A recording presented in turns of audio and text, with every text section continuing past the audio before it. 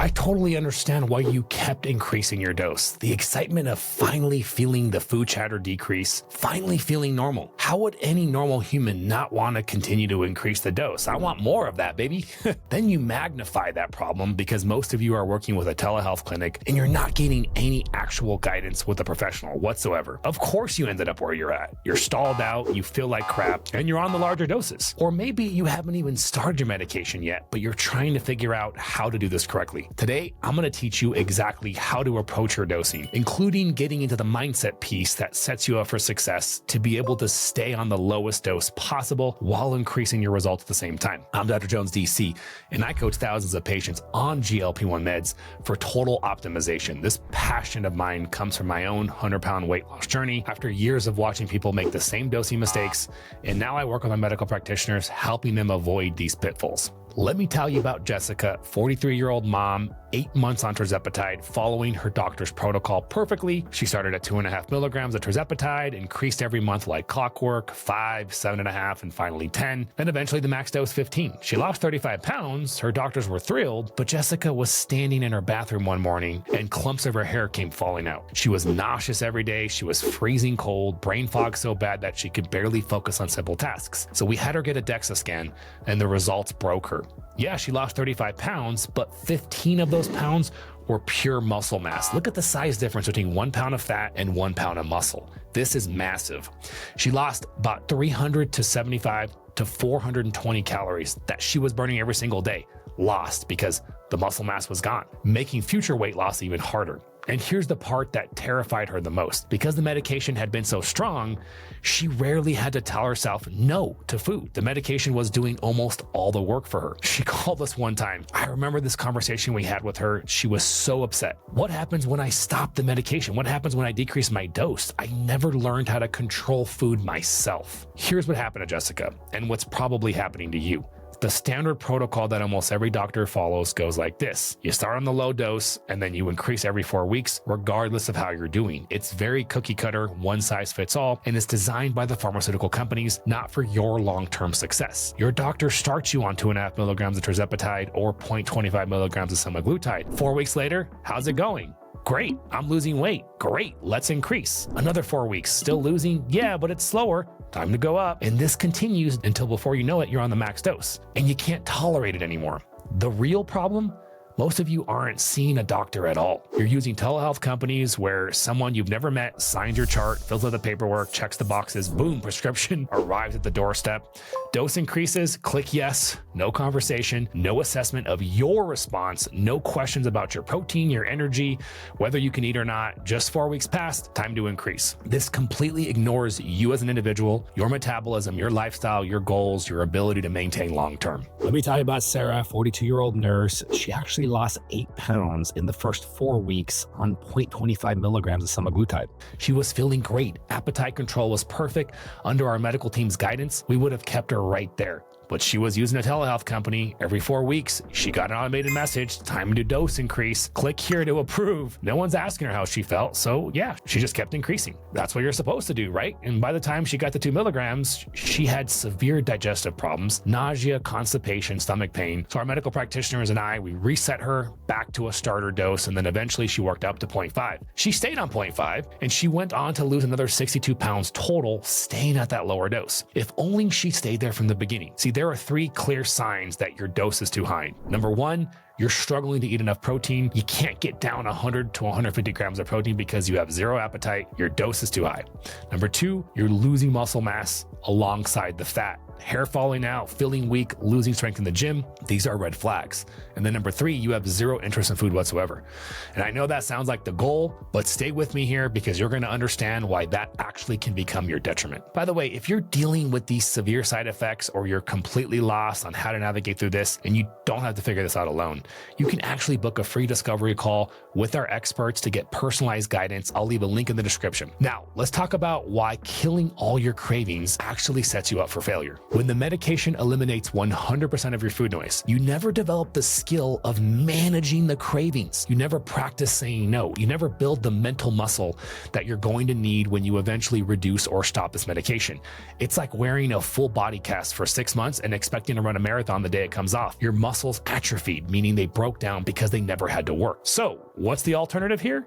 What I teach my patients and what my docs teach is what I've been calling the sweet spot philosophy. Your optimal dose should reduce the food chatter by about 60 to 70%, leaving 30 to 40% for you to manage with your own mental discipline. Quick thing here, if this insulin resistance connection is clicking for you, hit that subscribe button right now because we put out 2 videos every single week where we do a deep dive into GLP-1 optimization strategies just like this. Speaking of optimization, let me continue on here. I got to explain this food chatter thing because it's constant mental food noise. What am I going to eat next? When's my next meal? I wonder if there's leftovers. Maybe I should do DoorDash something. That trip that we're going on, is there going to be food? That commercial looks so good. This is exhausting. It's relentless. And if you're insulin resistant, it can also consume about 80-90% of your waking thoughts. The medication should quiet that noise down to a whisper. Hey, you're hungry. But it shouldn't be silence. You should still have interest in food. You should still be able to feel hunger signals. You should still occasionally think about eating. But instead of it screaming at you all day, food becomes something that you can take or leave. Think of it like this. Before medication, food chatter is like standing next to a jet engine.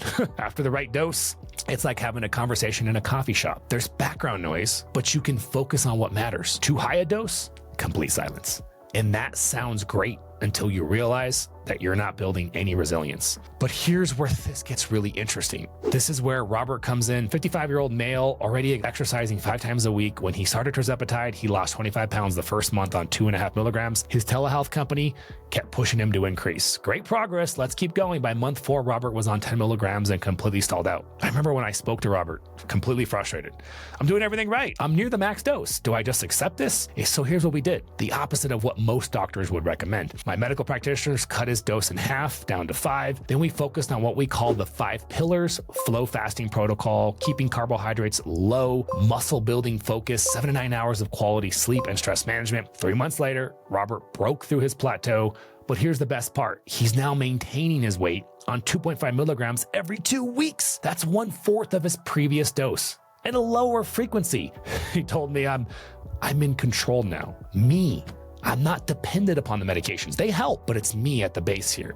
And he's saving hundreds of dollars per month. The medication is training wheels, not a crutch. Training wheels support you while you learn to balance, but eventually you don't need them anymore because you develop the skill. A crutch, you should never learn to walk without it. That's the difference between optimal dosing and over suppression. Now here's where insulin resistance ties into all of this. If your insulin resistance isn't improving, you're going to need higher and higher doses just to maintain the same effects. The medication improves the symptoms, the appetite, and there's partial improvement in the insulin resistance and inflammation. But if we don't address the root cause through things like fasting, protein optimization, metabolic flexibility training, you're on a treadmill to nowhere. Let's talk about what no one else seems to ever discuss, the mental toughness piece. And this is where Jessica's story gets really interesting. So you remember Jessica, she was on 10 milligrams of tirzepatide. The DEXA scan showed that she had lost 15 pounds of muscle out of her 35 pounds of total loss. She lost a lot of these guys when that's not the goal. The goal is to lose this. But the physical damage wasn't even the worst part. She was terrified. 8 months on the medication, she barely practiced self-control. Think about that. The medication was doing almost all of the work for her. Self-control is like a muscle. It needs resistance to grow stronger. You don't lift the lightest weight in the gym and expect to get stronger. You need enough challenge to create adaptation. For my own personal 100-pound weight loss journey, I learned that the struggle is where the strength comes from. Not overwhelming, white-knuckling struggle, because that's not sustainable, but enough resistance that you make conscious choices. That's what builds lasting change. If the medication removes 100% of the challenge, you never build the muscle. You never grow strong. And this is mental strength.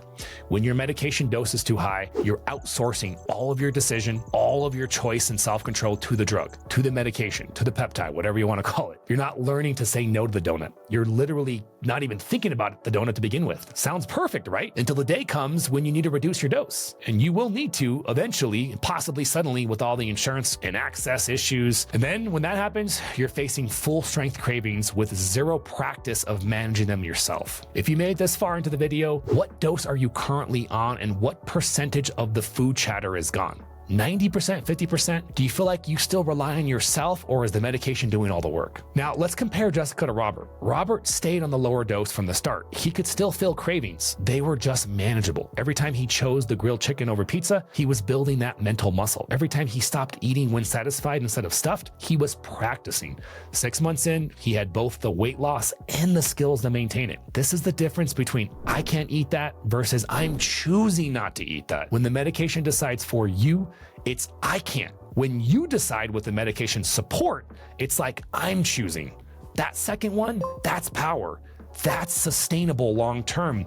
That's what sets you up for long-term success. Research shows that 30 to 60% of people experience significant weight gain. Often 50% or more of what you lost, you will regain within a single year of stopping the meds. And I believe a big part of that is because you never built the mental toughness while you were on it needed to maintain that weight loss in the future. See, Jessica realized this. We reset her down to 5 milligrams, added a lot more protein to her program, got her lifting weights 3 times a week. 6 months later, she told me, I can feel cravings now, and I choose what to do with them. That's real power. She gained 8 pounds of muscle back and lost another 10 pounds of fat. This is sustainable long-term, guys. Now, here's what you've been waiting for. When do you actually increase your dose? Let me give you a crystal clear criteria. This is exactly how my medical practitioners approach it and what me and my coaches implement and help people implement. Quick note. If you're diabetic or managing your blood sugar, that's a whole different category, and we're not covering that today. This is specifically for weight loss and metabolic health in non-diabetics. The only valid reason to increase your dose is if your food chatter is still consuming 75, 80% or more of your mental bandwidth after you've optimized your lifestyle, not before. So let me be clear here. On this side of the spectrum, you have high amounts of food chatter. It's obsessive. That's why you take the medication. On this side, you're never hungry, and when you do try to make yourself eat 2 bites, you're completely stuffed. That's problematic. That will cause you to plateau because you start under eating. So we want to get away from this, but we want to get to here. This is where the edge is off. Your thinking is more clear. You still get hunger and cravings, but you can control. That's that mental muscle piece that we talked about. That's the optimal dose. So you don't want to increase your dose in any other situation other than when you go from this optimal control back to pathological. If your hunger starts to increase from this area right here where you're never hungry down to the middle line, that's not an area to increase your dose. You actually want to get to here. Sometimes we have patients decrease their dose to get back to here. Let that sink in because that is super important. Now, here's the lifestyle optimization hierarchy. Dial these in before considering a dose increase. Number 1, protein intake. Like we said, minimum 100 grams of protein, but shoot for 1 gram of protein per pound of target body weight. So if you want to weigh 150, you should be shooting for 150 grams of protein every single day. Number 2, implement flow fasting. Flow fasting starts with intermittent fasting, so compressing your window into 8 hours every single day, getting really comfortable with that, and then increasing the fasting windows to weekly long fasts, like 24 hours plus. This is going to both increase insulin sensitivity and reduce inflammation. This will optimize the medication dose so that you don't need to increase it as often. Number 3, stress and sleep. This is non-negotiable. You should be shooting for about 7 to 9 hours, 7 to 9 hours of high quality sleep. Otherwise, your cortisol goes through the roof. And then also stress leads to high levels of cortisol. So implementing stress control strategies are going to be crucial. Number 4, weight training. 3 times a week, minimum, preserve the muscle mass, boost your metabolism, improve insulin resistance. All of this is going to help keep you on lower doses. Here's how to assess. Minimum 4 weeks at your current dose while implementing these interventions. Then assess. By week number 4, week number 5, ask yourself, is the food chatter still dominating my thoughts? Am I genuinely hungry or am I just bored?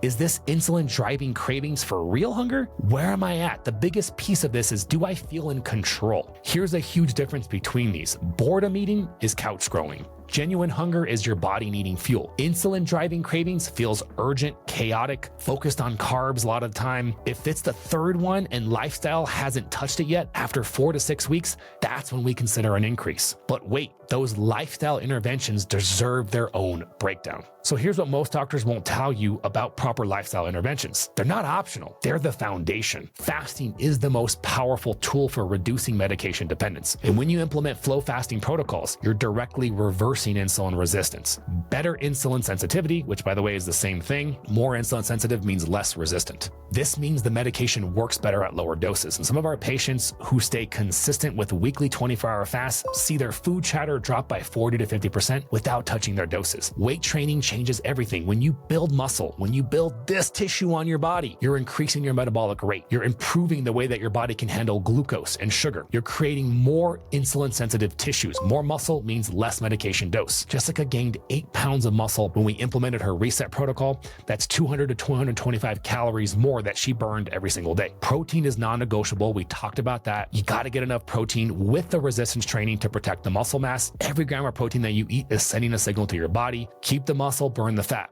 Without adequate protein, your body will break down muscle tissue during weight loss, and that's a problem. High insulin resistance means your cells can't access stored energy, so your body is constantly screaming for food. But if you fix the root cause through fasting, protein, and resistance training, you'll need way less medication. Okay. So let's talk about what happens when you want to reduce or stop these medications, because that day will come for most of you. Staying on the lowest effective dose preserves your GLP-1 receptor sensitivity, meaning you're able to respond to the medications at a lower dose. When you're blasting through those maximum doses month after month, your receptors adapt. They downregulate, they become less responsive. We know this happens in human physiology. You become resistant to hormones, you become resistant to drugs. Your body has this amazing ability to protect itself by becoming resistant to anything that it's exposed to over an extended period of time. Why would the GLP-1s be any different?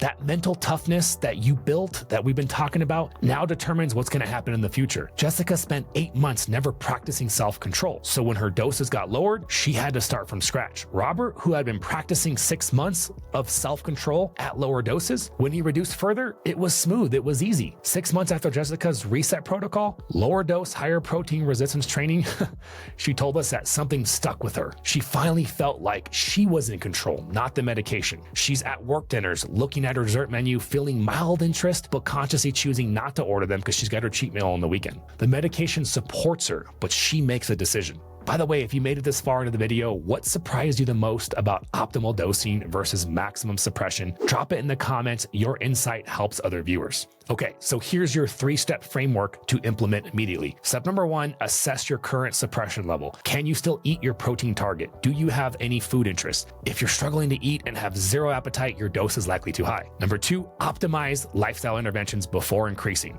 Hit that protein, implement flow fasting, get your butt to the gym and train, fix your sleep, optimize your stress. Give it 4 to 6 to 8 weeks and assess every single time before you decide to actually increase your dose. And then finally, step number 3, work with professionals who understand this individualized approach. Not a telehealth company where you're checking boxes, but someone who's actually asking you about your protein, your energy, your lifestyle. This isn't about killing all cravings. It's about building real resilience. The medication should be training wheels while you develop the skills to maintain this for life. Stay on the lowest dose that gives you control and build the mental toughness that sets you up for long-term success. If you're ready to get professional support with your GLP-1 journey and want to work with our team, that's my medical providers and me directly, or a team of coaches, depending on what level of access you want, book your free discovery call right now. Use that link in the description. We'll create a personalized protocol for you based on your specific situation, your dose, your symptoms, your lifestyles, your goal, your finances, all that kind of stuff, and figure out and help you find that sweet spot so that we can ensure that you're building the mental toughness that we talked about while getting results. I look forward to working with you. And if you guys enjoyed this video, check out this video that I recently posted about my recent Costco haul where you can save money and learn what kind of groceries to buy to support your journey just the way we discussed in this video. We'll see you guys later.